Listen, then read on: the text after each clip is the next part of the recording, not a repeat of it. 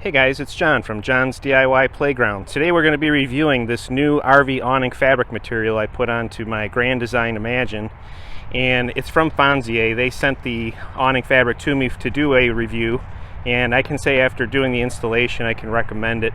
There's going to be a product code, links, and discount codes in the description box below, so check that out. Like I said, I do recommend the product, and I'll show you how we managed to take off the old one and put on this much more colorful and brighter Fonzier RV awning shade. Let's get started. So I wanted to just add that my rig is a 2016 Grand Design Imagine 2600 RV, and the awning is a power awning. It's not spring loaded or anything. It's made by LCI Lippert Components, and it's approximately 21 feet long. We've extended the awning out about 1 foot from its normal stowed position so that we can work on the tube. What we're going to do first is attach some zip ties at the top of the arm and secure the outer part of the arm so it doesn't fall forward once we get the tube off. I'll show you that close up. So here at the top of the awning, we've extended it out. There's a little pin here that we're putting the zip ties around. Then we're just going to secure it around the upper arm here. I'm using actually 4 zip ties to do this job. And again, this will just keep the outer part of the arm here from going forward and getting loose once we disconnect the old awning. On either side of the awning, there is a square-headed screw here that we're removing, and this is going to allow the awning to slide free. So remove the screws, but keep a hold of them because we're going to reuse them when we put the new awning in. Next to the motor housing, there's a shaft for the motor to drive the wheel, and it's another square screw hole to support and secure it. So if you unscrew that screw, it's going to allow the overall roll to be released from the motor housing. So be careful when you get the screw out. And also save this screw for reuse.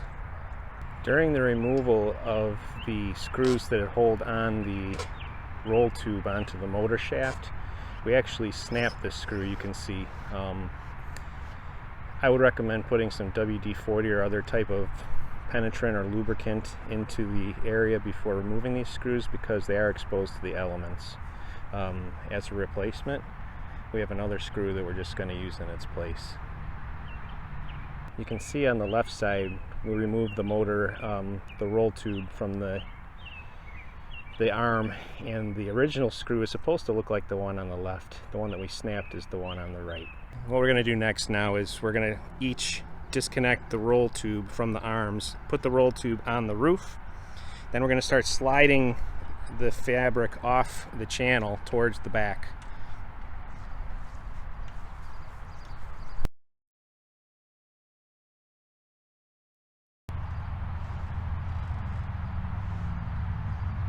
Now that we have the roll tube off the trailer, we need to loosen up a couple of the set screws that are holding the old fabric in place. There's another square type of screw here, and then on one side you have to choose to remove the end cap, and so there's a bunch of screws, 4 that go around that secure this end cap. All have the same type of square drive, and we've just pre-lubricated with a little bit of a liquid wrench, WD-40 type thing to try and prevent any further breakage of any of these other fasteners, but we don't think these aren't as exposed as the other ones were on the shaft. Alright, we're just using a piece of wood here with the hammer to kind of knock the end cap off now that we removed the screws. It's a little bit tight, but just be gentle and take the cap off. Only you needed to do it on one side, that we're going to slide this awning fabric off the roll. Have a helper pull on the roll tube while you hold on to the fabric to get it off the old awning off the roll tube.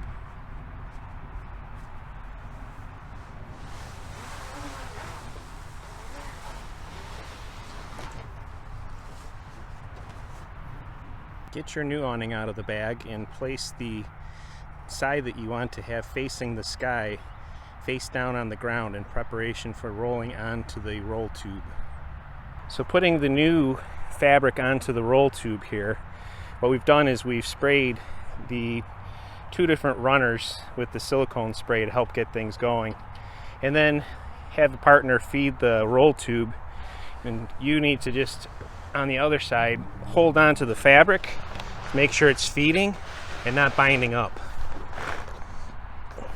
And if it does, you can kind of lift the fabric and see if it's, binding at the openings. But this step, once you get started, goes fairly quickly.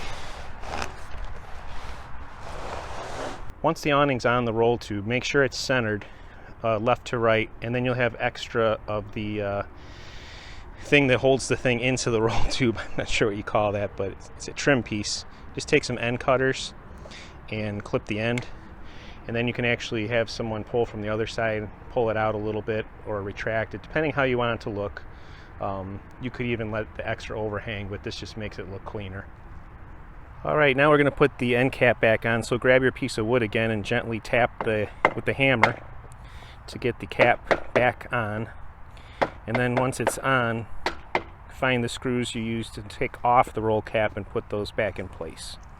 We're about ready to start feeding the fabric into the channel here, which I have sprayed with the silicone spray, but however, my particular RV has some issues, I would say, with the gutter. And the gutter here was going straight across, so I took some nippers and I cut out some of this plastic gutter because it's interfering with us trying to get the spline into the channel here. And also the channel itself, it's aluminum and it's sharp, so we took a screwdriver and I pried the screwdriver in the gap here to kind of open it up a little bit, and then we took a round file and from the inside smoothed off that edge so that we're not chafing any of the fabric for this the new awning. We now have the new awning on the track, and we're going to put the screws back into where the roll meets the motor head side before we undo the zip ties.